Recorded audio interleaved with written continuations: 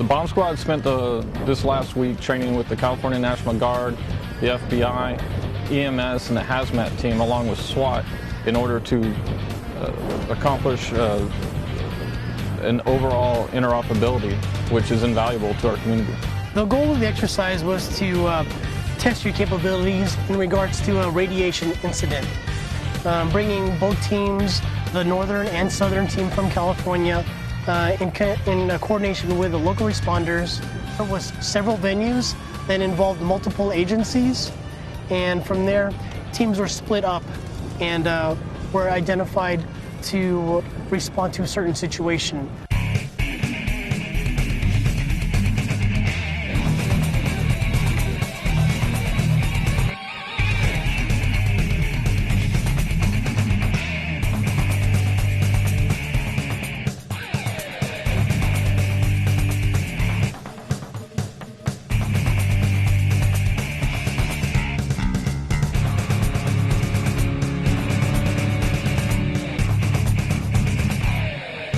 The benefit we're all getting out of this is joint coordination. We're learning how each other works. So if, God forbid, something were to happen on site in Monterey, we would all be able to come out here on time and work out effectively and efficiently.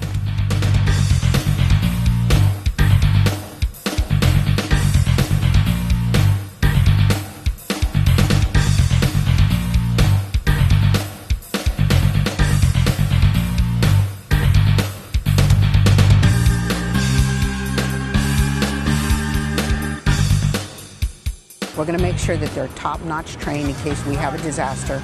We're going to make sure that they have the proper equipment to go ahead and help the community.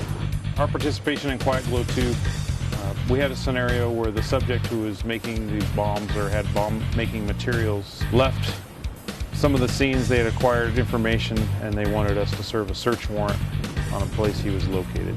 As the scenario progressed, we made entry. We only located his girlfriend and another occupant in that residence, and then allowed our hostage negotiation team, who also does a lot of interviewing of people after we detain them, to use their skills in interview and interrogation to try to extract the information that was given to the role players and try to get that information and have a second part of the scenario where we would again do another search warrant looking for the subject.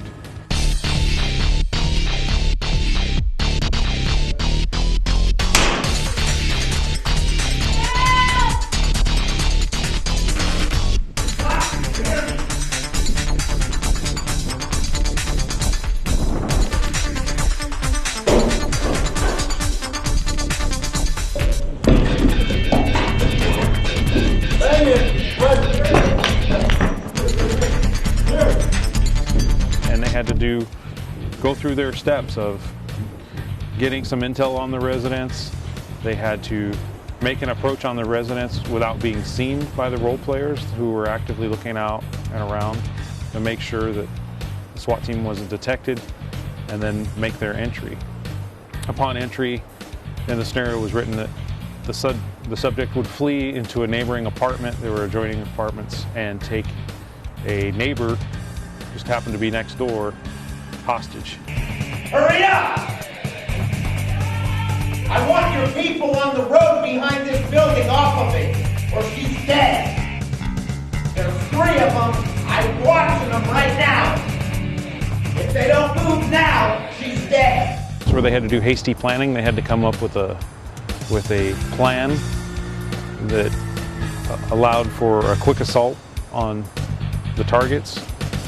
Containment so the subject didn't get away, and then once they made entry, they ran into resistance with actual role players who they really didn't know. They didn't know these role players. Some were from the military, some were from the sheriff's office, and allow them to deal with these people. And then the hostage negotiation team would have to actually interview them and use their skills to get the information. If they didn't do a good job, they weren't going to get the information.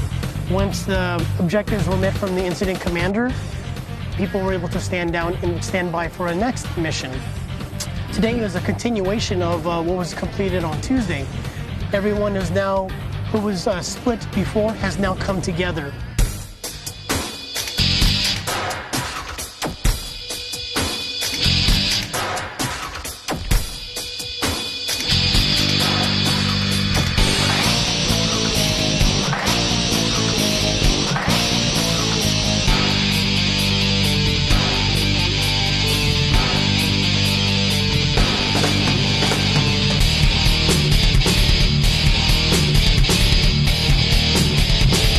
With the knowledge of radiological contamination, we had to call in the hazmat team, and we also had to call in the bomb squad, which is where we fit in, and we're able to operate in that environment and render safe devices while protecting ourselves with the hazmat equipment.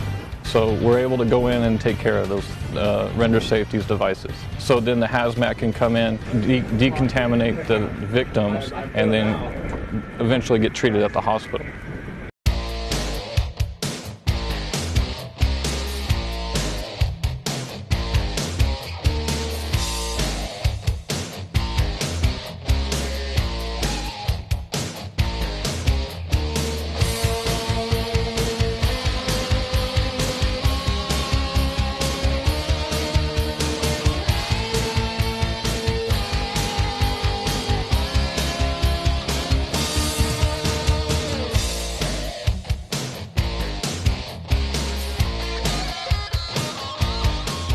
For the purpose of this exercise, yes, these were casualties that were what they called the walking wounded. They were able to be escorted to the decon apparatus behind me. The SURF-P element, which specializes in mass decon, as well as other things, were able to guide the walking wounded through their decontamination process. Once they go through the process, which is the showers or whatever they decide is needed, they come out hopefully clean, they get checked again, and then they're able to escort the casualties, victims, whoever may need it, into further care. The bomb squad isn't just, we don't just render safe devices, we also are hazmat technicians. So that's a part of our job most people don't realize. So it's one of those scenarios where, do you call in hazmat where there's a possible bomb? They're not trained for that. So what the nation's done is they've built up their bomb team so they're able to perform in hazardous material situations. So this is why these exercises are important, where it's one of those unusual situations where we're called in and we put on our hazmat gear and we can operate, in this case, a radiological exercise, where this was the danger. So we're the guys you call. We can mitigate the radiation exposure, work within it, and also mitigate and render safe the possible explosive devices. It's a lot better for them to practice this in that environment and use these skills instead of go cold out into the community where they haven't tried these things or they haven't run into problems that they can run into out there and then see the value of, say, we need to change our tactics or approach it a different way to have a better outcome. Monterey County is very, very well blessed by having a lot of specialized teams that are very well trained. We're very blessed to have some Homeland Security funding coming in to go ahead and help and offset the budget cost as far as backfill and overtime. That's also mandated by Homeland Security that we test equipment that we pay for with Homeland Security federal dollars. So that meets one of the objectives. We also have milestones in Homeland Security grant funding that we promise to go ahead and exercise X amount of time per year, so that also meets our milestone. And it also fills the gap on where is the gap missing as far as what haven't we've done.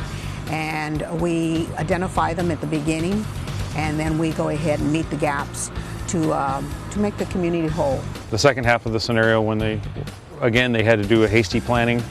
They ran into a situation where the guy actually left one apartment and made his way through a crawl space into another apartment. So it made them change their tactics instantly on the fly. I mean, that could happen anytime if we hit an apartment building here. And a lot of my team members have never run into a scenario like that. We wanted to throw that in to see how they would react, and they reacted very well. They knew to fall back on their training, lock down that apartment building, and then contain the entire building and limit the suspects' movements, and then bring in the hostage negotiation team, and also allow them to use skills like deploying the throw phone and the techniques of doing that. Some of my members haven't even done that before in a live situation. Now we've got the practice of really doing it, and they can see the bumps in the road they're going to run into, like the cord gets in the way or wrapped around somebody's leg, or it actually takes 2 guys to deploy the phone along with several guys covering that team so they're not shot while they're doing it. So it's great, because if they go out in the middle of the night on a call tonight, now they have the practice, hey, this is what we did last time, and they know what to avoid. It'll help them. The Incident Response Terrorism Training course was a 4-hour block of instruction. It was perfect for this, where you do have subject matter experts. You do have new members also within the unit.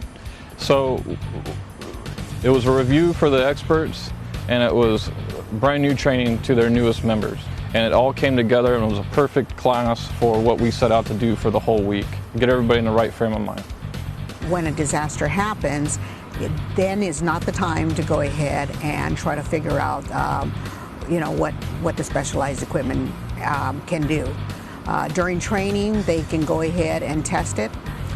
Perfect example, we had some mass gas that we hadn't used for a while, and they were actually leaking. In a real life situation, that would have been very, very disastrous, because they would have inhaled some type of chemicals. So we learned that from the last exercise.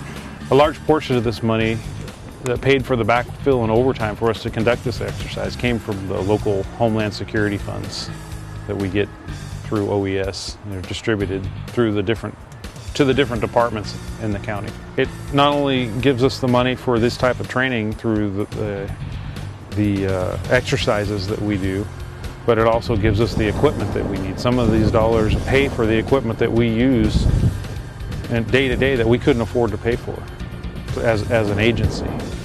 So these dollars are distributed throughout the county in different agencies for that equipment, and then we have a chance to use them in these exercises that we try to have at least once a year, if not twice, different types of exercises in the county. And it brings all these teams together, and they work together as one, instead of having individual trainings that we never see each other until an actual catastrophe happens. Now we have the experience of working together, communicating together, the logistics, and plus we get the FaceTime, and we know each other, we know who the leaders are, and we know what to expect when we have a big incident. If we had a train derailment, if we had, which we have had, radiological sources be stolen, I believe it was off a survey crew truck at one point, probably 10 years ago. These are all components, and they're all very realistic. Although unusual and not an everyday occurrence, they certainly do occur, and it's incumbent upon us to be willing and able to train with our partners. Not one agency is able to take care of the problem by itself. So bringing everybody together, learning how to work together, what their capabilities are, just makes us all safer.